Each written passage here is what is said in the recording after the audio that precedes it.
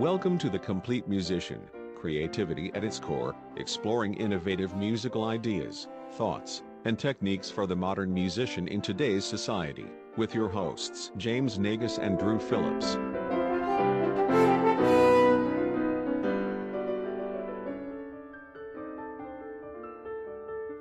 Hey everybody, welcome back to another episode of the Complete Musician podcast.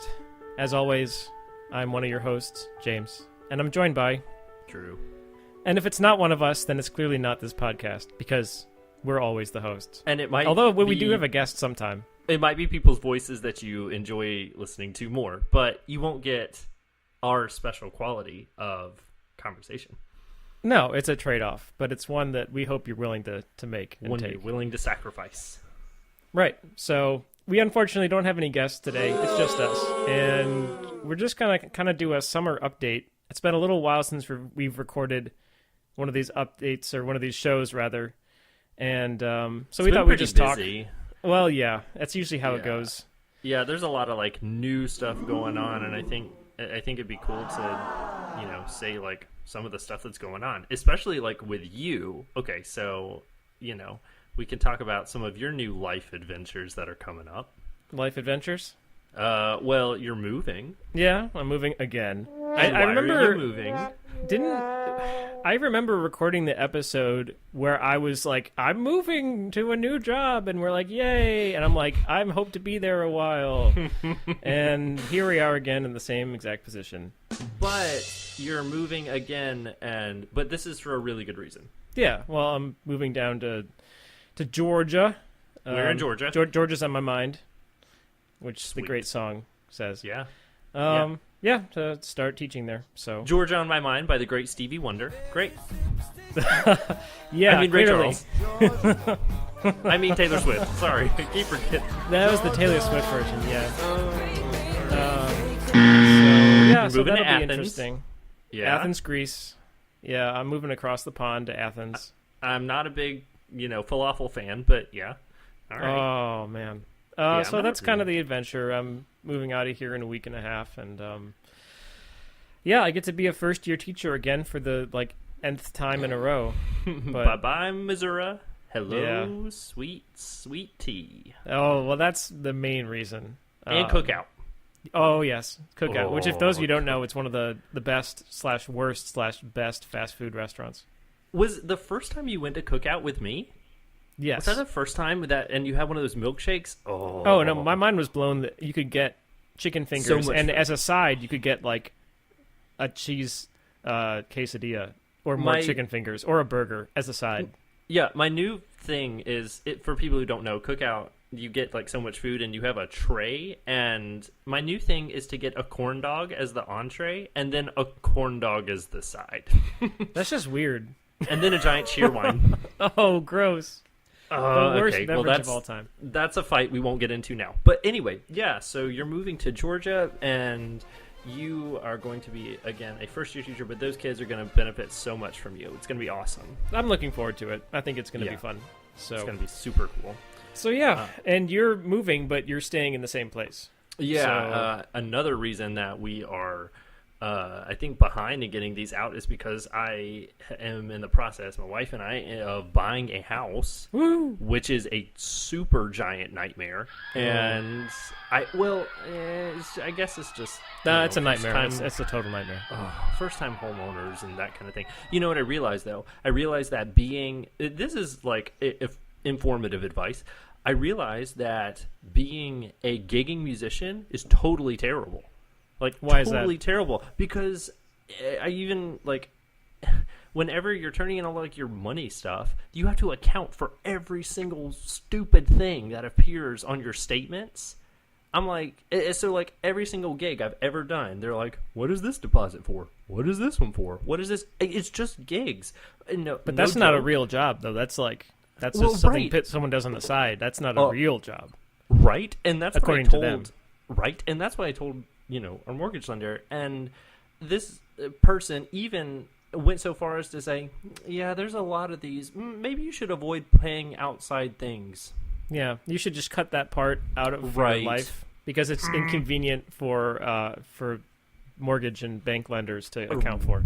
Right, and I'm sorry, this is an opinion podcast because this is, opinion. That's the dumbest thing I've ever heard. I'm sorry. No, we have I'm to not suffer good. enough for that when tax season comes around. Oh, no kidding. All our W-2s and 1099s. 1099s. Oh my gosh. Anyway, if you don't know anything about taxes and buying a house, or you haven't had to do it before, I just never realized how much being a gigging musician was a pain. Well, I was going to say, if you don't know anything about taxes and you're listening to this podcast, you better watch your back because the IRS is probably going to come after you. It's coming. Uncle Sam's, he's out to get you. Right. But it is a good idea in that vein. Something I've been trying to do recently is keep a lot better record of everything. Just keep a spreadsheet. And so every time I come back from a gig, I'll put in the information. I'll throw all the receipts into like a folder. And then at least I have everything accounted for. So at the end of the year, I don't have to scramble and go through the calendar book and be like, what was I doing and when and how and yeah. Yeah. I've been better about that. That was the only reason that this hasn't been I think even more painful is because I have done that for a while. I've tried to keep pretty good books, and so it's a huge pain. But anyway, it sounds awful, but it's not, because we're buying a house and we're really happy with it, and I will have a pretty awesome man cave. And we're both going from places with shared walls to places with no shared walls, which means practicing. Right. Yay! Or at least practicing without worrying about disturbing neighbors. Unless we didn't care about that to begin with. But I don't think we ever really cared about that. But so that's moving. I'm moving within towns, so that's kind of cool. But this is super. My move is a lot easier than yours because it's only 15-ish minutes away from where I'm currently at, and I'm closer to I'm actually closer to work. I'm closer to restaurants I like to go to. I'm closer Taco Bell? to the gym. I'm closer to. Actually, I am a lot closer to a Taco Bell. Oh man, me too. And closer to the gym. Closer to lots of cool stuff. So it's a good move for me. But I think that's a lot of the reason why we haven't been doing these is because, gosh, your process of getting your new job and everything has been a lot, and then just closing up things where you are has been a lot, and then the last moving week and a half / 2 weeks I was also in New Hampshire with the Kendall Betts Horn Camp, which was great. I mean, that camp it's incredible, and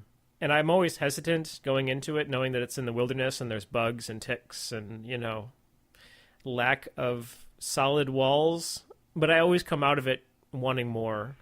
Yeah, from what I always hear from you and from all the people who participate, the camaraderie and the fun you all have is just insurmountable. It's parallel to nothing. It's totally a family. Everyone's Absolutely. family. Everyone's on first name basis. So all the way from the smallest, youngest, greenest of high schoolers to the oldest of adult participants to Frank Lloyd. Everyone is just on the same plane at a personal level where we can all get along. That's awesome to interact like that. Yeah. So that's cool. And then the next thing I have going on is I'm premiering a piece at the International Trombone Festival in our at our alma mater, University of Iowa. Woo, go Hawkeyes. And that's actually in the middle of when I'm moving. I'm leaving my stuff here, driving up to Iowa, and then driving from there to Georgia. So I hope I don't forget anything. And that's quite a few miles on the car, but not not too I think I'm bad. just going to throw my horn in the moving truck and just have it bounce around. I don't need it. Forget about it. yeah, it's fine. I don't. Yeah, it's whatever. Cool. But and speaking of international workshops, yes, I feel like there's some music that's going to be played there that's yours and yours. Yeah. Well, which international workshop are we talking about? First of all, is this the bassoon workshop? Is this the tuba workshop? Oh my gosh, we rag on bassoons all the time. That's so sad. It's just a Bassoon fun players are word to mostly say. pretty cool. No, it's because it's a bedpost that makes noise. Anyway, it's a farting bedpost. It's a farting bedpost, totally. Well, I'm actually talking about the horn one. Mm-hmm. The horn one that is in Muncie, Indiana. Ball State University. This is actually the 50th anniversary, too. It's a totally special one. It is. And, there's going to be some music played by both of us. Music of us. I mean, I'm going to actually play, but you're going to be represented by your music. That's true. Excuse Yeah. me. Music played that we have authored. Right. Individually, unfortunately not together, but maybe that's a future thing. Oh. That'll be a piece we both write or something. Yeah. But at least for this one, I have my new sonata, which was commissioned by Steven Cohen, and totally awesome dude, and great guy, great player. He just recorded the piece a couple weeks ago and sent me some of the first passes, and holy cow, it blew my socks off. I'm still looking for my socks. I don't know where they went. They're probably in the moving truck. Oh, yeah, that's right. Or somewhere in the dryer where socks go when you lose them. That land that the monster eats them. Yeah, exactly. But no, Yep. it's his playing. Both he and his pianist were fantastic. So it's going to be a lot of fun. I'm going to play piano for him at the workshop though, so that'll be a downgrade. But it should be fun. Oh yeah. And I also have. Yeah. Oh, go ahead. Oh no, I was going to say your new sonata. I mean, it'll be the first time I think it's been premiered in public, right? That's the first time it's going to be played in public. Yeah. Yeah, and are you doing the whole thing? Yes. Nice. All Whole three thing. movements. Yeah, It's like 14, 15 minutes, I think. it's going to be awesome to have the composer at the piano and then Steve's great playing. So that's going to be super cool to listen to. So if you're there at IHS, you need to go hear that. And if you don't, then you are lame, and everyone you know is lame. And No, you're not lame. But maybe you are. yeah. Well, anyway, you should go here because it's a great piece of music. You should go. Yeah, and it'll be on the first day. I think that's the 29th. We interrupt this program to bring you a special report. Hey everyone, this is a little advertisement as we're talking about James's sonata for Steve Cohen. I wanted to go ahead and plug his album that you should all get. That'll be out very soon. It was an album that he gathered with 5 American composers. He called it his American Sounds Project. He got, obviously, James to write his sonata, Gina Gilly, Adam Wolf, Jenny Brandon, and Wayne Liu, which James and I are pretty tight with. The album is called Cruise Control, and Steve said that the works are beautiful and inspiring and emotional and majestic and just so many other words. And with Steve's awesome playing, you know that they are just going to be out of this world, especially from those 5 great composers. So if you don't get this album as soon as it's released, then unfortunately you are still lame. Also on the 29th in the afternoon, I have a new trio, which was commissioned by Peggy Moran, and it's called Empyrean Skies. And this Which is is for horn, violin, and piano? Yeah, exactly. Yeah. And that'll be cool. That's just a single movement piece, and it's Peri, I think. What does Empyrean mean? Heavenly. That's I should have asked, what do you think it means? I would have said something that has to do with imps, but I think it's better to do something empirical? ethereal. Yeah, yeah. Empyrean. It sounds like some made-up, I don't know, fancy pants name or something like that. Some it sounds mythical like a really, like a really D&D fancy character. I don't know. I feel like it sounds like a really fancy pyramid. Empyrean. Pyramid. Maybe. Pyramid. Anyway, I don't know what titles mean. It's just words that sound interesting. Well, that should also be heard, and if you don't go to that, you are now double lame. So I am declaring it. There is a chance for you to be triple lame, Uh-oh. and that is if you don't go to another piece as part of a horn choir concert, which is actually, just to set it up, I'm trying to think if this was the 2nd, 3rd, 4th year even. I don't know. It's an initiative about commissioning new horn ensemble music, and that's how my Aileron was commissioned. Yay, and Aileron. this year, there's a new piece being added to our repertoire called... Oh, this was mine. Oh, This yeah, is the your thing that I piece. wrote. Oh, yeah. It's called Still Waters for Horn Octet. Nice. Yeah, it's a very calm-sounding name because it's a very calm-sounding piece.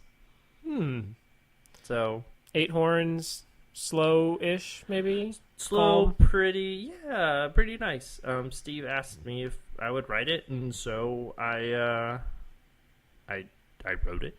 and it's pretty cool. I really like it. I haven't done too many horn octets, so it was pretty cool. And then I had fun recording the demo, and I tried to make it pretty accomplishable. I kept it in a pretty tiny range, like really doesn't go very high, not too low. So Nice. I try to make it pretty accessible, and I think that's what we do anyways. We try to make things accessible, and Well, yeah, I think so. I think it's we have the approach of, it's not that we want to like sell a lot of copies, even though that's a nice bonus, but it's just We just making want a lot things of that people to people play. can play it. Yeah, Yeah. exactly. anyway, Have you done any other kinds of creative? I mean, that's been your creative stuff recently. I know you wrote that piece, and you've been exploring a bunch of rep for next year, and Oh yeah, I'm let's see. At the end of the summer, I'm playing. The only other like playing thing I've got is I'm playing a musical at the end of the summer. Playing some nice. Little Mermaid.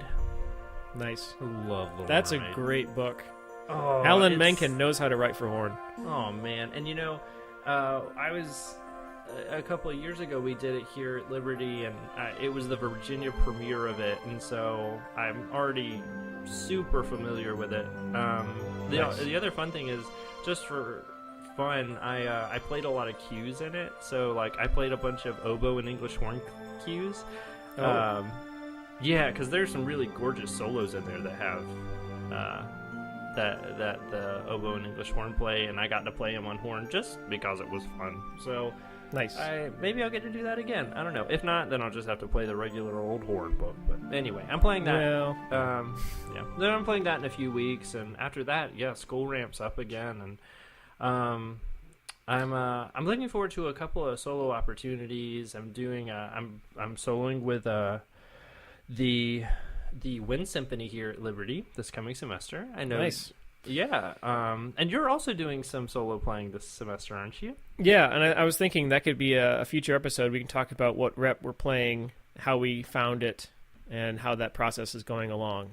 Yeah. That's definitely a skill. Since we've done it a few times, there's definitely There's challenges, that's a great word for it. both in selecting music and in playing with that instrumentation. It's true. I mean, we could always, pick Strauss 2 to play, but then you got to be like, can the ensemble do it? Like, and that Strauss, ugh. Ugh. That's Strauss hard. 2 for saxophone ensemble and horn. Can you imagine that? I can. There are a lot of words come to mind, but I can certainly imagine it. Oh, Anyway, so that's for creative stuff. I mean, because the summer's been so busy, but on some non-musical things, I'm going to Disney World soon. Oh, the happiest place on earth. I know, and that's right near, where you're from, sorta. Sorta, yeah. It's Sorta, in Florida, and when you're there, it'll be 10,000 degrees.